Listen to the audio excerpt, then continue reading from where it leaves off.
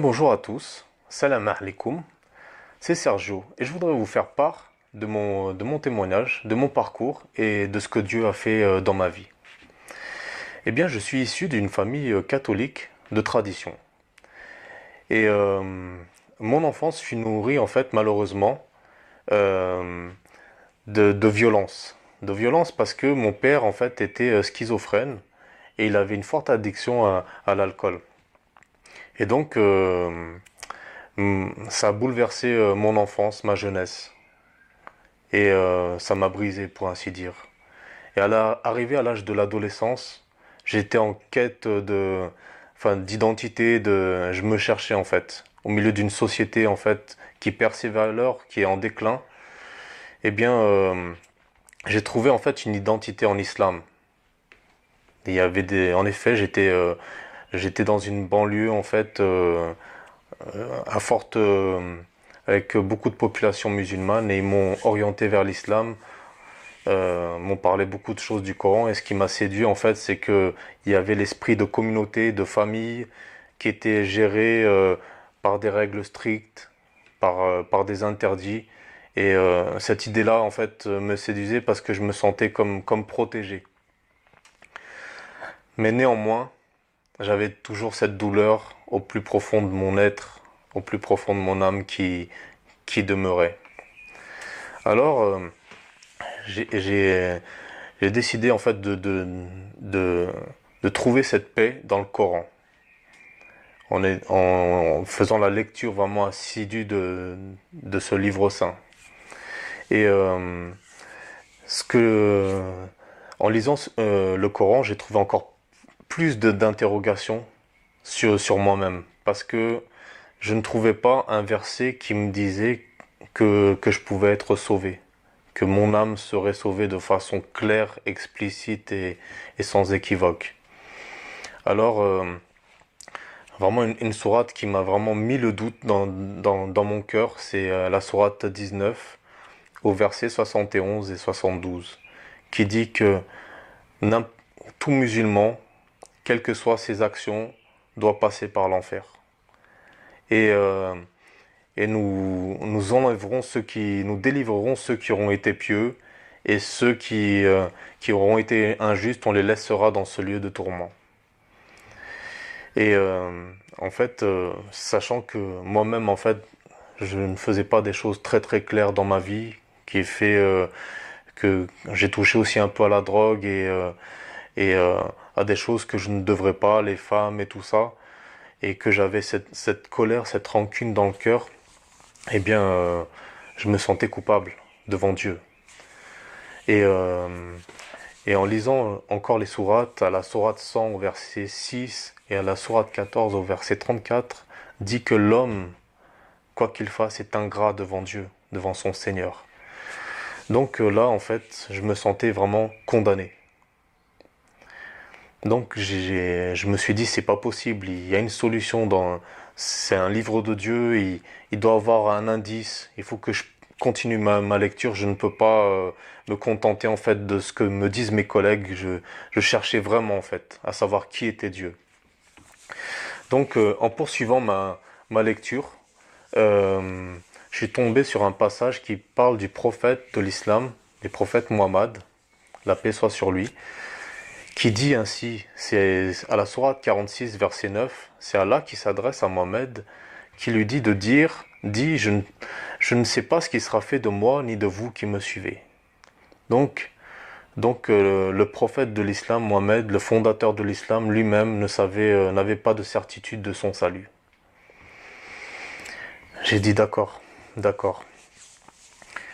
Donc je continue toujours dans cette démarche, de rechercher dans cette dynamique de vraiment chercher par moi-même en fait la vérité. Et donc euh, je tombe sur un passage, la sourate 10 au verset 94 et 95, qui dit, c'est Allah qui s'adresse encore une fois à Mohammed, si tu es en doute, si tu as un doute par rapport au Coran, à la révélation, interroge alors ceux qui ont le livre révélé avant toi, c'est-à-dire les chrétiens. Le livre révélé en question, c'est la Bible, qui contient la Torah et l'Évangile.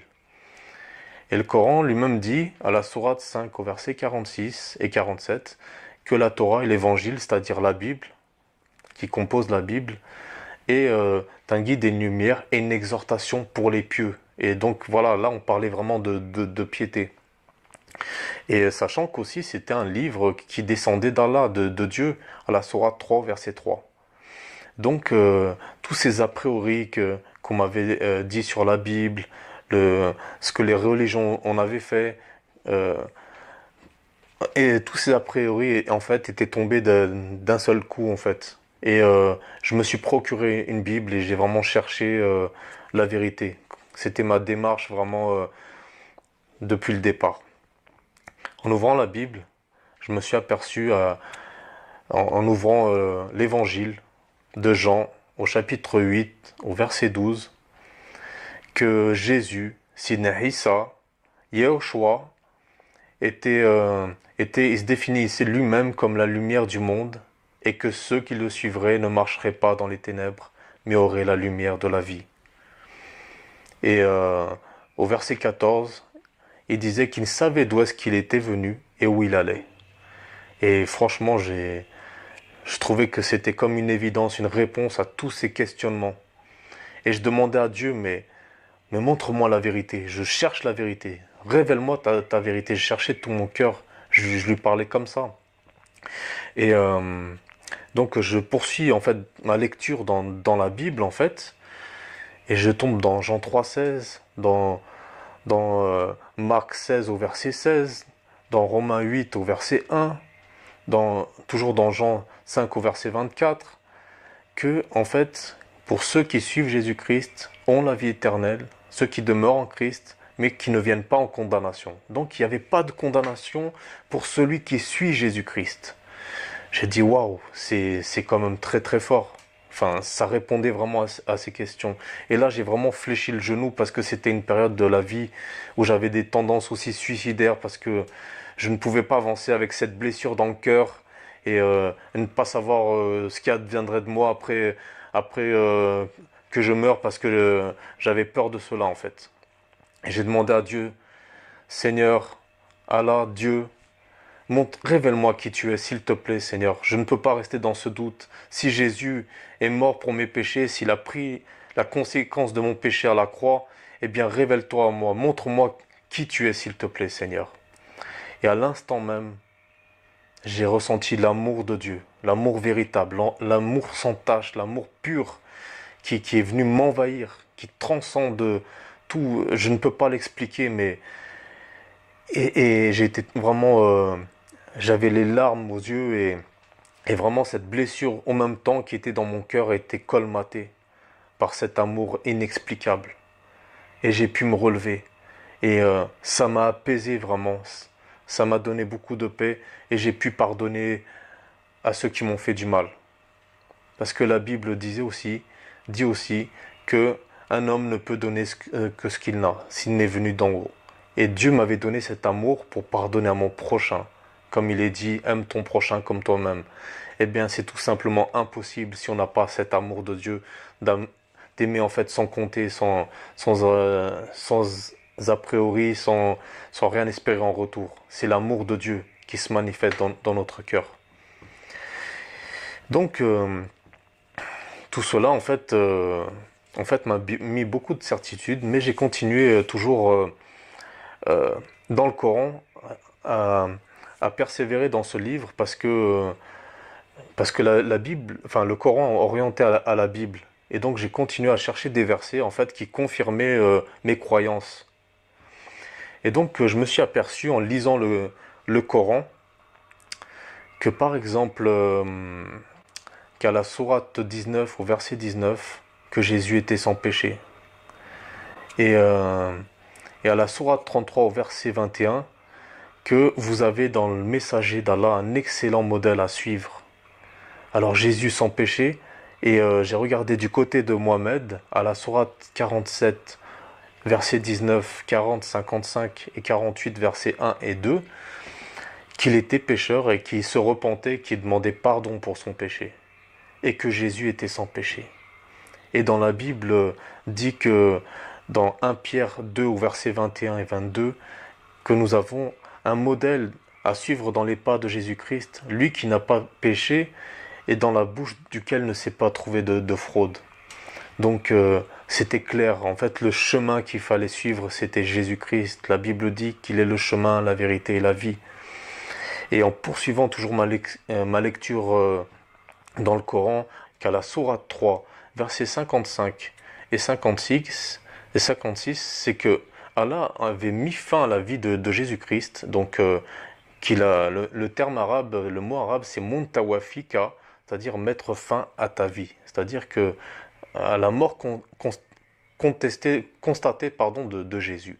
Et que je l'élève vers moi, donc il est monté au ciel, et place te débarrasse de ceux qui n'ont pas cru, et place ceux qui te suivent en dessus de ceux qui n'auront pas cru, jusqu'au jour de la résurrection.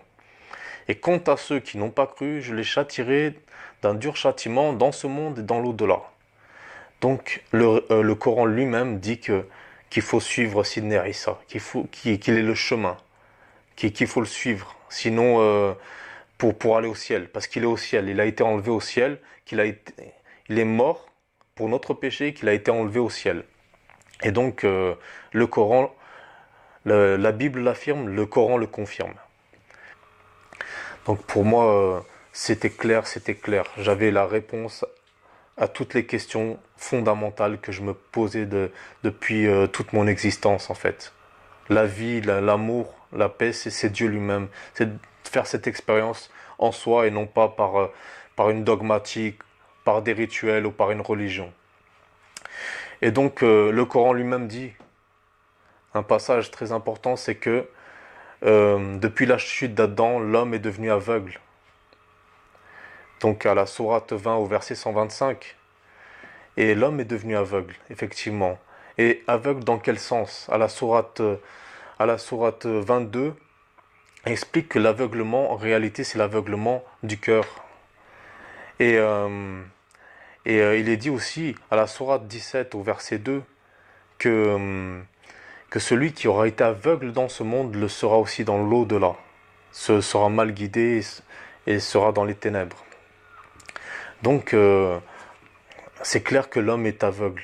Et quand on lit la Bible dans 1 Corinthiens 3 verset 17, quand on se convertit au Seigneur, ce voile tombe. Effectivement, c'est comme si j'étais aveugle et c'est comme si je voyais les choses beaucoup plus clairement. Et le Coran dit, et je dis Alléluia, parce que le Coran dit, à la sourate 3 au verset 49 et la sourate 5 au verset 110, que Jésus rendait la vue à l'aveugle né, sachant que nous sommes tous nés aveugles. Eh bien, chers frères et sœurs, chers musulmans, ou qui que vous soyez, dans un monde où le péché, où le mensonge règne, prédomine, cherchez de votre cœur, ne vous contentez pas des explications des hommes. Les hommes sont imparfaits, mais cherchez à la source, cherchez au livre, demandez à Dieu qu'il vous éclaire, qu'il vous montre la vérité. Parce que la vie est courte et éphémère. Un jour ou l'autre, on sera confronté à nous-mêmes, on sera dans une tombe, on n'aura pas nos parents, notre religion, notre culture. On sera devant Dieu. Et Dieu nous aura laissé une multitude, une quantité de signes qu'on aura rejeté tout au long de votre vie. Et je vous en supplie, ne rejetez pas les signes de Dieu, l'appel de Dieu.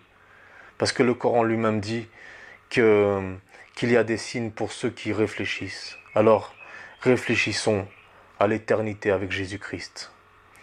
Je voudrais conclure mon témoignage avec des paroles de Jésus-Christ dans Luc 24, que la paix soit avec vous et que Dieu vous bénisse. Amin.